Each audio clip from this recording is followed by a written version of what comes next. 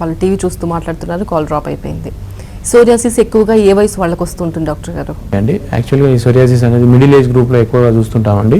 Middle age అంటే 20 to 45 years మధ్యలో ఎక్కువగా చూస్తుంది. కాకపోతే ఈ రీసెంట్గా ఈ లాస్ట్ 1 decade నుండి చిన్నపిల్లల్లో కూడా ఈవెన్ 4 to 5 ఇయర్స్ బేబీలలో కూడా చిన్నపిల్లల్లో కూడా మనం ఎక్కువగా చూస్తున్నాం. ఎందుకంటే మారినటువంటి లైఫ్ స్టైల్ కానీ, వాడేటువంటి మెడిసిన్స్ కానీ, ఫుడ్ హ్యాబిట్స్ కానీ, కొందరిలో ఎక్కువగా ఈ చిన్నటువంటి స్కిన్ పైన వచ్చేటువంటి ర్యాషెస్ కానీ, ఆర్టికేరియా ర్యాషెస్ కానీ, అలర్జీస్ కానీ అనేది వాటిని మనం వివిధ రకాలైన స్టిరాయిడల్ బేస్ యాంటీబయాటిక్స్ ఎక్కువగా వాడి సప్రెస్ చేయడం ద్వారా ఈ ర్యాషెస్ అనేది జనరల్గా సోరియాసిస్గా మారే అవకాశం కూడా ఉందండి. ఇంకా మెయిన్గా చూస్తున్నట్టయితే ఫీమేల్స్లో ఇది హార్మోనల్ ఇంబ్యాలెన్స్ వల్ల కూడా కొంతవరకు ఎక్కువ అవకాశం ఉంది. ఫీమేల్స్లో చూసినట్టయితే ఇది మెయిన్గా చాలా ఇబ్బందికరమైనది. అంటే జనరల్గా ఎదుగువారితో సోషల్గా మూవ్ అయినప్పుడు చాలా ఇబ్బందికరమైన పరిస్థితి మనకు కనపడుతుంటుంది. కాకపోతే ఇది జనరల్గా మనం చూసేది మాత్రం మిడిల్ ఏజ్ గ్రూప్లో మనకు సోరియాసిస్ అనేది ఎక్కువగా కనపడే అవకాశం ఉంది. ఓకే, మరి ఎటువంటి ట్రీట్మెంట్ ఉంటుందండి సోరియాసిస్కి? మొదటి దశలోనే గుర్తిస్తే ఎలాంటి ట్రీట్మెంట్ అందుబాటులో ఉంది? ఓకే అండి, సోరియాసిస్లో మెయిన్గా అండి పేషెంట్స్ అనేది చాలామంది పేషెంట్స్ మన దగ్గరకు వచ్చే పేషెంట్స్ జనరల్గా హోమియో ట్రీట్మెంట్కి వచ్చే వాళ్ళందరూ లాస్ట్ స్టేజ్లో అంటే ఒక 3-4 ఇయర్స్ మిగతా మెడిసిన్స్ అన్ని ట్రై చేసి లాస్ట్ ఆప్షన్గా హోమియోకి వస్తుంటారండి. సో అలాంటి వాళ్ళలో ట్రీట్మెంట్ అనేది కొంచెం స్లో అయ్యే అవకాశం ఉంది. ఫస్ట్ ఆఫ్ ఆల్ అంటే సోరియాసిస్ అనేది గుర్తించాకనే డైరెక్ట్ కనుక వచ్చినట్టు ఏదంటే మెడిసిన్స్ అనేది వితిన్ 6 months or 1 year పీరియడ్లో పూర్తిగా సోరియాసిస్ని తగ్గించుకోవచ్చు అండి. ఎందుకంటే ఈ వివిధ రకాలైన ఆయింట్మెంట్స్ కానీ, స్టెరాయిడ్స్ కానీ వాడడం ద్వారా ఆ సోరియాసిస్ అనేది సప్రెస్ అయిపోయి అంటే దాని లోపల ఉన్నటువంటి అంటే కాంప్లికేషన్స్ జనరల్గా జాయింట్ పెయిన్స్ కానీ, నెయిల్స్ కానీ ఎఫెక్ట్ అయ్యే అవకాశం ఉంది. సో ఏదైనా కాంప్లికేషన్స్ కనుక డెవలప్ అయ్యాయంటే కొంచెం వరకు లేట్ అయ్యే అవకాశం ఉంది. అంటే ప్రాసెస్ అనేది కొంచెం ప్రొలాంగ్ అయ్యే అవకాశం ఉంది. కాకపోతే ఎర్లీగా గుర్తించి హోమియో ట్రీట్మెంట్ ఎర్లీగా స్టార్ట్ చేసినట్టయితే తొందరగానే తగ్గించుకోవచ్చు అండి. ఓకే, మీతో మాట్లాడడానికి మరో కాల్ ఉన్నారు. మాధురి చెన్నై నుంచి కాల్ చేస్తున్నారు. మాధురి గారు మాట్లాడండి. హలో హలో, యాక్చువల్లీ మా అమ్మకి ఉంది సోరియాసిస్. ఓకే, నాకు లేదు. నాకు పుట్టిపోయిన పిల్లలకి రావచ్చా అనేది నాకు డౌట్. ఓకే అండి, మీ మదర్కి ఎన్ని సంవత్సరాలు ఉందండి? ఆఫ్టర్ 20 years తర్వాత ఒక 5 years నుంచి ఉంది మా అమ్మకి. ఓకే అండి, సో మీ ఏజ్ ఎంత అండి ఇప్పుడు? నా ఏజ్ 30 years. ఓకే అండి, మాధురి గారు మంచి క్వశ్చన్ అడిగారు. జనరల్గా చాలా మంది భయపడుతుంటారు. అంటే పేరెంట్స్కి ఉన్నటువంటి డిసీజ్ అనేది ఒకవేళ మనకు మిస్ అయినా కానీ మన నెక్స్ట్ అప్కమింగ్ జనరేషన్స్లో వచ్చే అవకాశం ఉందా అని అన్నెసరీ భయపడడం అనేది ఎక్కువ జరుగుతుందండి. ఒకవేళ 100% అనేది వాళ్ళు మీ మదర్కి ఉంది కాబట్టి పిల్లలకు గ్రాండ్ డాటర్స్కి రావాలని అంటూ ఏం లేదు. ఒకవేళ దానికంటూ మెడిసిన్స్ వాడి నెక్స్ట్ జనరేషన్ రాకుండా ఉండే అవకాశం కూడా ఎటువంటి పరిస్థితి లేదు. వచ్చే అవకాశం ఉంటే దాన్ని ఆపలేము. కాకపోతే ఈ లైఫ్ స్టైల్ అనేది నెక్స్ట్ జనరేషన్లో మన ప్రీవియస్ జనరేషన్లో ఉంది కాబట్టి ఇప్పుడు ఉన్నటువంటి జనరేషన్ కొంతవరకు లైఫ్ స్టైల్ అనేది ప్రాపర్గా మెయింటైన్ చేసుకుంటూ ఈ ఫుడ్ కానీ లైఫ్ స్టైల్ కానీ కొంతవరకు మెయింటైన్ చేస్తే వచ్చే అవకాశం చాలా తక్కువ అండి. ఓకే, ఇప్పుడు వంశపారంపర్యంగా ఖచ్చితంగా వచ్చే వ్యాధి సోరియాసిస్? అట్లా అని లేదండి, సోరియాసిస్ అనేది వంశపారంపర్యంగా రావాలని ఏం లేదు. కాకపోతే వచ్చే అవకాశం అనేది ఒక 10 to 20% ఆఫ్ ద పేషెంట్స్ అంటే మన పేరెంట్స్ కానీ ప్రీవియస్ గ్రాండ్ డాటర్ ఫాదర్స్ కనుక ఉంటే 4 fathers కనుక ఉన్నట్టయితే వచ్చే అవకాశం ఎక్కువగా ఉంటుంది. ఓకే, మరి దీనికి ప్రివెన్షన్ ఏమైనా ఉందా? రాకుండా ఎలా ఆపాలి? ఓకే అండి, జాగ్రత్తలు తీసుకోవాలి. ఈ విధమైన కొంచెం భయం కనుక ఉన్నట్టయితే జనరల్గా మనం ఈ లైఫ్ స్టైల్ కనుక మెయింటైన్ చేయడం అంటే ప్రాపర్గా నిద్ర కానీ మెయిన్గా స్ట్రెస్ లెవెల్స్ అనేది ప్రముఖ పాత్ర అండి ఈ సోరియాసిస్లో. అంటే స్ట్రెస్ ఎక్కువగా ఉండే అదర్ ఫిజికల్ కానీ మెంటల్ స్ట్రెస్తో ఎక్కువగా బాధపడే వాళ్ళు అంటే ఏదైనా ఇంట్లో ప్రాబ్లమ్స్ కానీ ఫ్యామిలీ ప్రాబ్లమ్స్తో కానీ ఎక్కువగా నిద్ర లేని రాత్రులు లేదా దాంతోపాటు లైఫ్ స్టైల్ అంటే వర్కింగ్ స్టైల్ కూడా ఎక్కువ నైట్స్ షిఫ్ట్ చేసుకుంటూ డే టైమ్ స్లీపింగ్ అనేది టోటల్ లైఫ్ అనేది డిఫరెంట్గా ఉండే వాళ్ళు మనం ఈ సోరియాసిస్ అనేది ఎక్కువగా చూస్తుంటాం. సో ఇవన్నీ వీటికి దాంతోపాటు కొన్ని ఫుడ్ పరంగా కూడా ఎక్కువ ఆయిల్ ఫుడ్స్ కానీ లేకుంటే బేకరీ ఐటమ్స్ కానీ జంక్ ఫుడ్ కానీ ఇలాంటివి కొంతవరకు తగ్గించుకుంటూ ఫిజికల్ ఎక్సర్సైజ్ అనేది కొంచెం మెయింటైన్ చేసినట్టయితే కొంతవరకు పోస్ట్పోన్ చేసుకునే అవకాశం ఉందండి. ఓకే, మరో కాల్ ఉన్నారు. నవీన్ హైదరాబాద్ నుంచి కాల్ చేస్తున్నారు. నవీన్ గారు మాట్లాడండి. చెప్పండి. హలో హలో సార్, చెప్పండి నవీన్ గారు. మా పేరు నవీన్ కుమార్ అండి. చెప్పండి నవీన్. ఇంతకుముందు 10 years బ్యాక్ వచ్చింది సార్ కార్లకు. ఓకే, అయితే మామూలుగా హాస్పిటల్లో చూపించుకున్నాము. ఇక్కడ తగ్గకపోతే ఆయుర్వేదిక్ చెప్పండి. మెడిసిన్స్ తగ్గింది ఒక 10 years బ్యాక్. ఓకే, అయితే ఇప్పుడు మళ్ళీ కంటిన్యూషన్ ఒక 6 months నుంచి వస్తుంది సార్. ఇప్పుడు చేతుల్లో స్టార్ట్ అయింది ఫస్ట్, తర్వాత నుంచి చేతులకి కాళ్ళకి వచ్చేసింది. ఓకే, మీ ఏజ్ ఎంత అండి? మీరు ఇప్పుడు మరి 28 సార్. ఓకే, ఇది ఇప్పుడు నేను మామూలుగా వాడాను ఒక 2 పెరిగితే ఆయుర్వేదిక్ మందులు వాడాను, ఓకే చిన్న మందులు. అయితే ఇప్పుడు కొద్దిగా తగ్గింది, మళ్ళీ ఇప్పుడు కంటిన్యూషన్ గా హెడ్ లో వచ్చింది. ఓకే అండి. ఇప్పుడు ఏంటి మీకు సార్ అదే అండి, మీరు వాడేటువంటి ట్రీట్మెంట్ కంటిన్యూగా హోమియో కనుక స్టార్ట్ చేసినట్టయితే కంటిన్యూగా అంటే ప్యాచెస్ అనేది తగ్గాక చాలా మంది పేషెంట్ చేసేటువంటి మిస్టేక్ ఏంటంటే ప్యాచెస్ అనేది తగ్గిపోయాక మెడిసిన్స్ అనేది డిస్కంటిన్యూ చేస్తారు. అలా కాకుండా కొంతవరకు అనేది ఒక 6 months ఆర్ 1 year పీరియడ్ అనేది ప్యాచెస్ తగ్గాక కూడా కంటిన్యూషన్గా వాడినట్టయితే ఆ డిసీజ్ అనేది రూట్ కాజ్ నుండి బాడీలో ఉన్నటువంటి రూట్ కాజ్ నుండి మనం తీసేయడం జరుగుతుంది.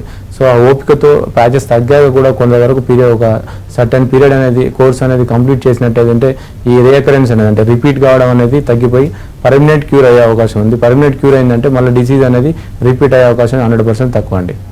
రైట్ అండి, మరి మిగతా మెడిసిన్స్కి హోమియో చికిత్సకి ఏంటి తేడా?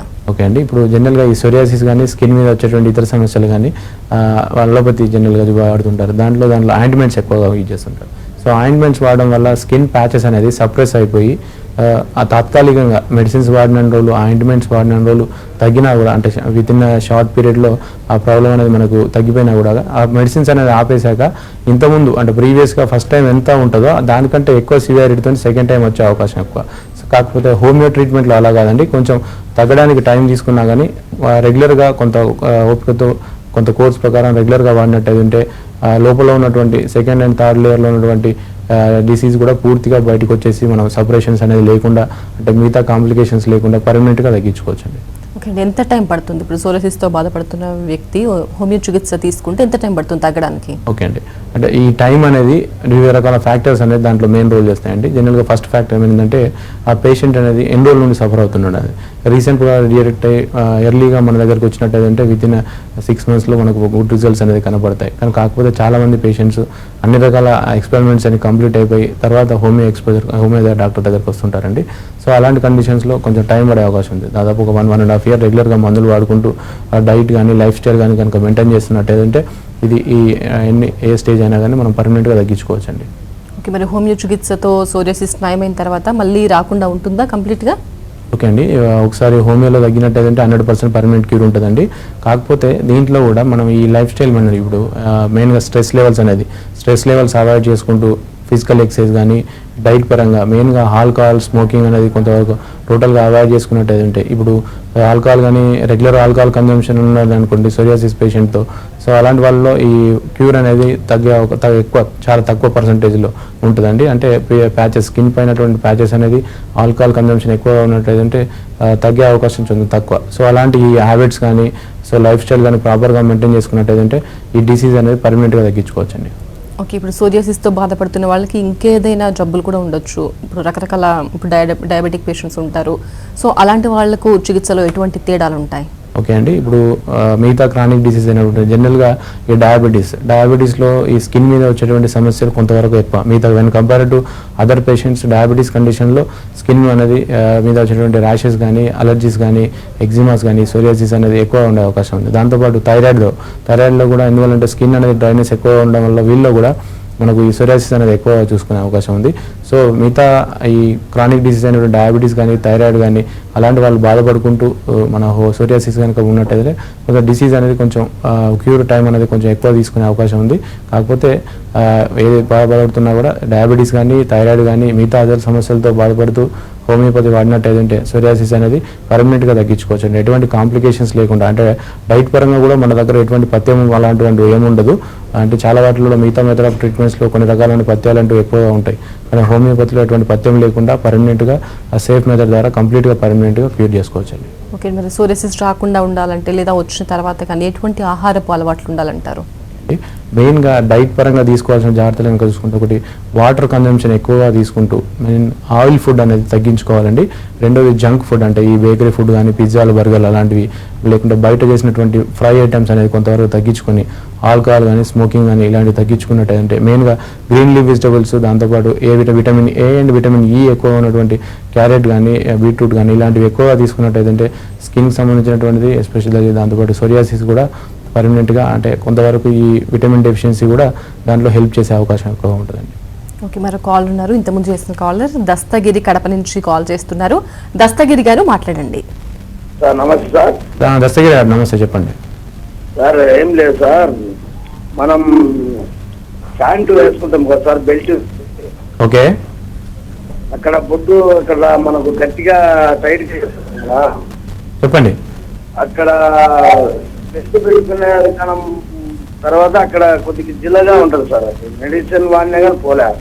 ఓకే అండి, సార్ ఎప్పటి నుండి ఉందండి సమస్య? ఏం లేదు సార్, బెల్ట్ వేస్తాం కదా మనం టైట్ గా. ఓకే, ఆ బెల్ట్ లోపల చర్మానికి టైట్ గా గట్టిగా ఉంటది కదా, అక్కడ తీసినాక జిల్లగా ఉంటది సార్. అక్కడ బ్లాక్ గా ఏర్పడుతుంది. మెడిసిన్ వాడినా పోవడం లేదు సార్ అది. ఓకే దస్తగిరి గారు, ఇంకా ఇది కాకుండా వేరే సమస్య ఏమైనా ఉందా? ఇంకా వేరేది ఏం లేదు సార్, అక్కడే జిల్లా ఎక్కువ ఉంటుంది సార్, అది చాలాగా ఉంటది. ఓకే, ఆ బెల్ట్ ఎంత టైట్ గా బెల్ట్ బిగించుకుంటే అంత అది ఉంటుంది సార్ అది. ఓకే అండి, మంచిది. ఈ దస్తగిరి గారు జనరల్గా అండి ఎక్కువ టైట్ వేరింగ్ బెల్ట్ వేరింగ్ వల్ల అక్కడ స్వెట్టింగ్ అనేది ఎక్కువగా ఫామ్ కావడం వల్ల ఆ ఎగ్జిమా కండిషన్ వల్ల ఉండే అవకాశం ఉందండి. ఎగ్జిమా ఉన్నటువంటి ప్లేస్లో విపరీతమైన దురద అనేది ఎక్కువగా ఉండే అవకాశం ఉంది. ఆ దురద ఎలా ఉంటుందంటే జనరల్గా స్క్రాచ్ చేయడం కనుక స్టార్ట్ చేసినట్టు, అంటే ఒకసారి గీరడం కనుక స్టార్ట్ చేస్తే అది కంటిన్యూషన్గా ఎక్కువగా ఉండే అవకాశం ఉందండి. సో మీరు దగ్గరలో ఉన్నటువంటి క్లినిక్లో సంప్రదించి మనకు దానికి సంబంధించిన మెడిసిన్స్ వాడండి, ఇచ్చింగ్ అనేది పర్మనెంట్గా తగ్గించుకోవచ్చు.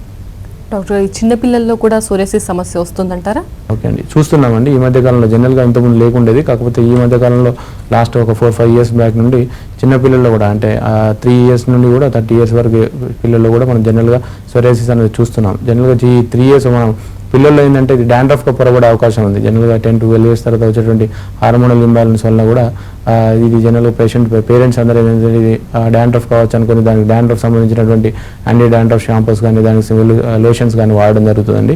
సో ఎవరైనా కానీ డాండ్రఫ్ పొడిలాగా కాకుండా స్కేలింగ్ లాగా, అంటే పొట్టులాగా రాలుతున్నట్టు అయితే ముందుగా దగ్గరలో ఉన్న స్కిన్ స్పెషలిస్ట్ సంప్రదించి ఆ డిసీజ్ అది డాండ్రఫ్ అండ్ సోరియాసిస్ అనేది కన్ఫర్మ్గా డయాగ్నోస్ చేసుకోవాల్సిన అవసరం ఉంటుందండి. లైఫ్ లైన్ డాక్టర్ రమణతో మాట్లాడడానికి సులోచన హైదరాబాద్ నుంచి కాల్ చేస్తున్నారు. సులోచన గారు మాట్లాడండి. Hello doctor. హలో, మా బాబుకు 1.5 years నుండి కాళ్ళు చేతులు మొత్తం పగులుతూనే ఉంది. మస్తు ఇంగ్లీష్ మందులు వాడుతున్నాము, తగ్గుతుంది మళ్ళీ వస్తుందండి. ఓకే, తగ్గుతుంది మళ్ళీ వస్తుంది. 1.5 years అవుతుంది. ఏజ్ ఎంతండి? మా పేరు సులోచనండి. ఓకే అమ్మా, మీ బాబు ఏజ్ ఎంత అండి? ఏజ్ 8 years అండి.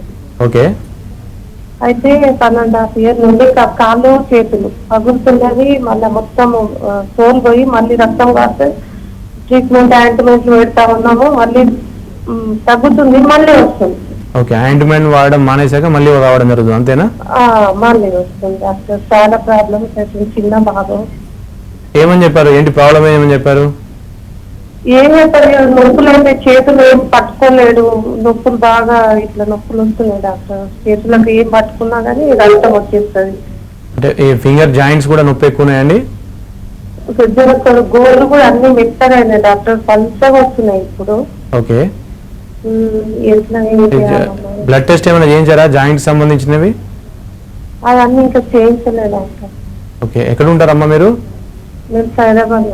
ఓకే అండి, ముందుగా ఈ సోరియాసిస్ లాగా ప్లాంటార్ సోరియాసిస్ లాగా ఉందండి సమస్య. చూసినట్టయితే ఈ ప్లాంటార్ సోరియాసిస్లో ఎలా ఉందంటే అరిచేతులు అరికాలలో క్రాక్స్ అనేది రావడం జరుగుతుంది. అక్కడ ఉన్నటువంటి క్రాక్స్ వచ్చి ఉన్నటువంటి చర్మం అనేది మందంగా ఉండి పొట్టు రాలిపోతుండు. ఆ క్రాక్స్ నుండి ఏదైనా పని చేసినప్పుడు కానీ, అంటే కాళ్ళ కొనుక ఉన్నట్టయితే వాకింగ్ చేసినప్పుడు జాయింట్ ప్రొఫైల్, జాయింట్ సంబంధించినటువంటి రక్త పరీక్షలు కూడా, అంటే దానికి సంబంధించిన ఆర్ఏ ఫ్యాక్టర్ కానీ, యూరిక్ యాసిడ్ లెవెల్స్ కానీ, సిఆర్పి అనే ఈ 3 రకాలైన బ్లడ్ టెస్ట్ ఎక్కువ ఉంటాయండి. ఇవి చేయించినట్టయితే ఆ జాయింట్ సంబంధించి ఏమైనా ప్రాబ్లం ఉన్నా కూడా మనం ఫైండ్ అవుట్ చేసుకుని దాన్ని కూడా మెడిసిన్స్ వాడే అవకాశం ఉంది. మీరు ఒకసారి క్లినిక్ ఒకసారి రండి, దగ్గరలో ఉన్న క్లినిక్ వచ్చినట్టయితే దీన్ని పేషెంట్ ఒకసారి ఎగ్జామ్ చేసి టోటల్ కంప్లీట్ కేసు తీసుకున్నట్టయితే ఎందువల్ల వచ్చింది, అది ఏంటి, అది మనం జనరల్గా మాట్లాడుకోవడం కంటే చూసినట్టయితే అది సోరియాసిసా మిగతా ఏదైనా వేరే ఇతర స్కిన్ సంబంధించినటువంటి సమస్య అనేది మనకు ఫైండ్ అవుట్ చేసుకునే అవకాశం ఉందండి. సో ఒకసారి పేషెంట్ తీసుకొని క్లినిక్లో సంప్రదించండి. Right, thank you very much doctor గారు. ఇది వాళ్ళ లైఫ్ లైన్. రేపటి లైఫ్ లైన్లో మరొక అంశంతో మళ్ళీ కలుద్దాం. చూస్తూనే ఉండండి TV9.